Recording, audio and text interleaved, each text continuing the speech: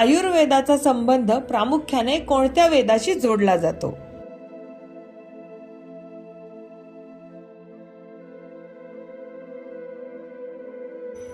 एकूण वेद 4: ऋग्वेद, यजुर्वेद, सामवेद आणि अथर्ववेद.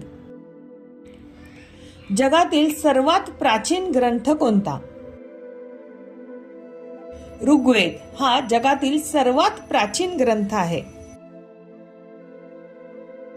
भारतीय शास्त्रीय संगीताचा उगम कोणत्या वेदामध्ये आढळतो?